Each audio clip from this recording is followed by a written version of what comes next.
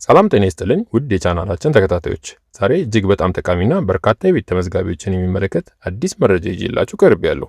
በተለይም የ20/80 እና የ40/60 የቤት ልማት ፕሮግራም ተመዝጋቢ ሆናችሁ እጣ ወጥቶላችሁ ቤቱን ከመረጋባችሁ በፊት ወይም ደግሞ ከተረከባችሁ በኋላ እጣችሁ እንዳይሰረዝ ልታውቋቸው የሚገቡ 3 ዋና ዋና ነጥቦች አሉ።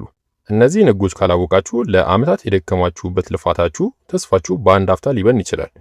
ዝርዝሩን አብረን እንመልከት። እስከ መጨረሻው ድረስ አብራችሁ መቆየታችሁን አትዘንጉ። እንዲሁም እንደዚህ አይነት ወቅታዊ መረጃዎች እንዲደርሷችሁ ቻናላችንን ሰብስክራይብ ማድረጋችሁን አትርሱ። ወደ ዝርዝር መረጃችን እንለፍ። የመጀመሪያና በጣም ወሳኝ ነጥብ ድርብ ምዝገባ ነው። ህጉ እንደሚለው ባልና ሚስት በተለያዩ የቤት ፕሮግራሞች ላይ ተመዝግበው እጣ ቢወጣላቸው አንዱ መሰረዙ አይቀሬ ነው።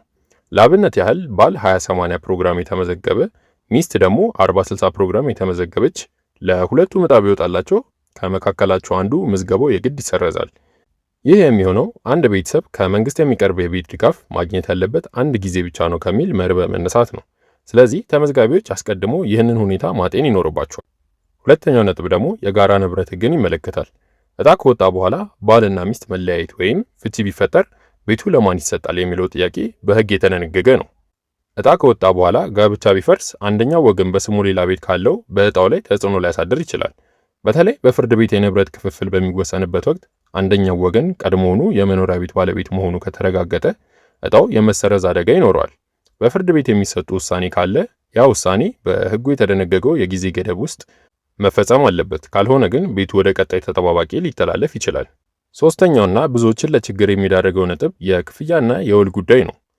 እጣ ወጥቶላቸው በወቅቱ ውል ካልፈጸሙና አስፈላጊውን ቅድመ ክፍያ ካላጠናቀቁ ቤቱን የማጣት ሰፊ ዕድል አለ። በተቀመጠው የጊዜ ገደብ ውስጥ ውል ካልተፈጸመ እጣው በቀጥታ ወደ ቀጣዩ ተጠባባቂ ይተላለፋል። በተለይም የፍቺ ወይም የንብረት ክርክር ካለና ጉዳዩ በፍርድ ቤት የተያዘ ከሆነ ይህንን ለቤቶች ልማትና ለአስተዳደር ቢሮ ኮርፖሬሽን በጽሁፍ ማሳወቅ ግዴታ ነው። ክርክሩን ለኮርፖሬሽኑ ያላሳወቁ ባልና ሚስት ጉዳያቸው በፍርድ ቤት ቢያዝም እንኳን ኮርፖሬሽኑ ህጋዊ እርምጃ ከመውሰድ እጣውን ከመሰረዝ አይታቀብም።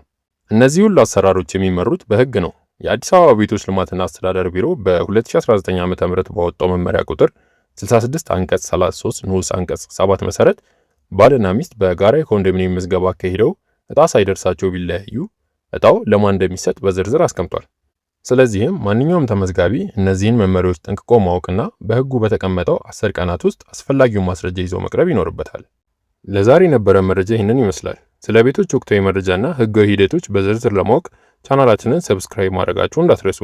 እንዲሁም ቪዲዮ ለሌሎች እንዲደርስ ላይክ እና ሼር ማድረጋችሁን አትርሱ እያለን በቀጣይ ቪዲዮ እስከምንገናኝ ድረስ ሰላም ቆዩን።